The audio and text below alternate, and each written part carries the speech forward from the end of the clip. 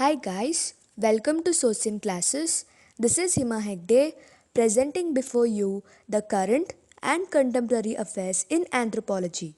Firstly, we will learn about the Khasi tribes. Khasis were earliest immigrant tribes who came from Myanmar and settled down in the plains of East Assam. Later, they had their own kingdom until the British exercised control over them. The word Khashi is derived from the Shankaradeva's Bhagavata Purana, an Indo-Aryan literature.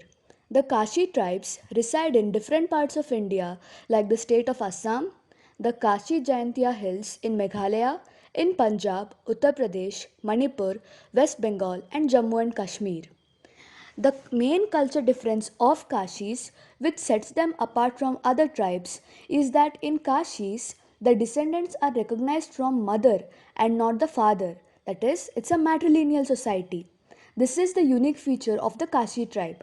According to Kashi law and tradition, the mother inherits the children and the property, but not the father. According to Kashi laws, the marriage is purely a civil contract. Male's marriageable age group is from 18 to 35, while for women it is 13 to 18.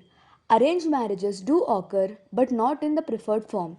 Young men and women are given the freedom to choose their mates. According to a law, a woman cannot be forced into marriage. She owns the children and properties. A woman may end the marriage at her will with no objection from her husband. The youngest daughter is the custodian of the family property. Kashi's life is filled with lots of music. They play musical instruments like drums, guitars, flutes, wooden pipes, and metal cymbals.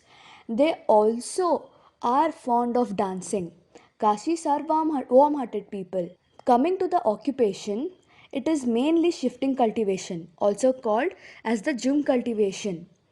They have a peasant based economy. Kashis have brown to light yellow skin and have folds on their skin with aquiline noses. They also love wearing jewelry. They wear silver or gold crown on their head. Kashi men wear large earrings. Women wear different earrings which are circular or oval shaped. Both men and women wear gold and silver chains around their waist. The staple food of the Kashis is rice. Apart from rice, they take fish and meat. On the ceremonial occasions, they love drinking rice beer. Kashi is the language spoken by the Kashis, which is an Austro-Asiatic language. It is the part of Mon-Khmer group of languages.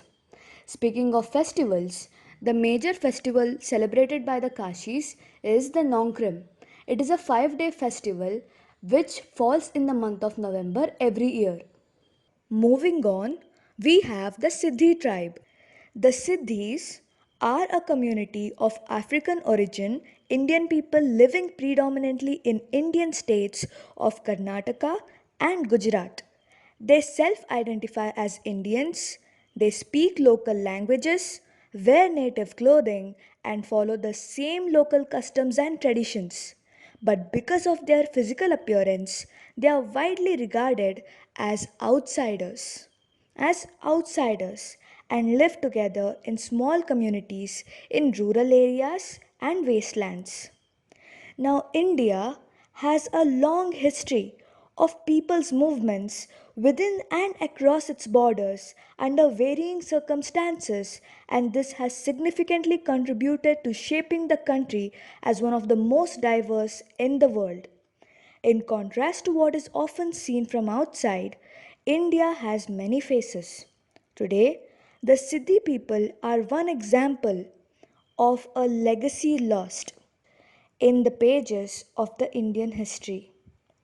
Now, let us look into a brief history of the Siddhis in India.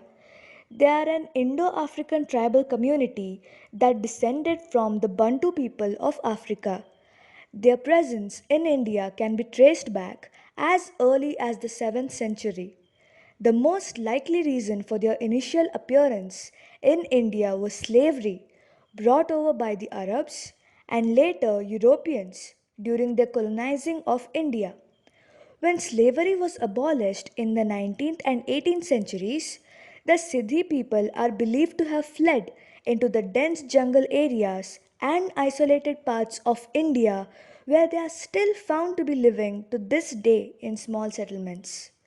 Some have also said that they came as soldiers with the Arab community and independently as sailors and merchants.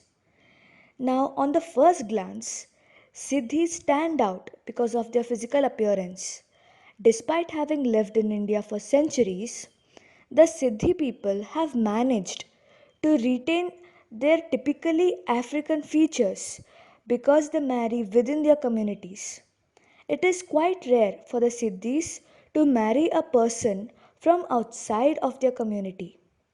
They dress in the same way as other locals and they speak local languages fluently. Men typically work as drivers or security guards while women stay in the home, that is, typical labor patterns in India, and their staple diets consist largely of rice, dal, and pickles. Now, coming to their acceptance in India, speaking of that, because of their African lineage, the Sports Authority of India decided that their natural athleticism could be used to win medals for India at world sports competitions. A number of Siddhi children were selected to be coached as athletes once the Special Area Games project was set up. The program did plenty for both Siddhi and the country. It brought public acceptance to the Siddhis and enabled them to gain jobs while India won medals.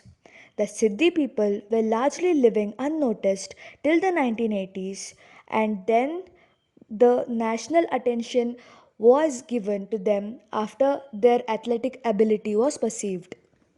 Here we have India and cancer cure. Days after a few patients recovered from rectal cancer after receiving immunotherapy during a clinical trial, experts said it is too soon to conclude that cure has been found for all cancers. Recently, a New York Times article cited that in a small clinical trial conducted by Memorial Sloan Kettering Cancer Center, 18 patients took a drug test called the dostarlimab for around 6 months, and in the end every one of them saw their tumors disappear. After the revelation, Dr. Ranga Rao, oncology chairman at Paras Hospital's Gurugram, told the news agency that we must not prematurely jump to conclusions that we have found a cure for all cancers, all stages, and no chemotherapy or surgery is required. This is new trial in a small number of patients with locally advanced rectal cancer patients who had MMR deficiency has shown total disappearance of the tumor without any additional treatment in all 100% of them. This is very encouraging, but we must note that long term studies are required to understand the real impact. The drug is still investigational and the trial is limited to the patients of a specific type, which constitute about 4 to 5% of the rectal cancers. While this is highly encouraging, we must not jump into conclusions. As said, it is well recognized that immunotherapy with PDL1 blockers in MMRD patients is effective.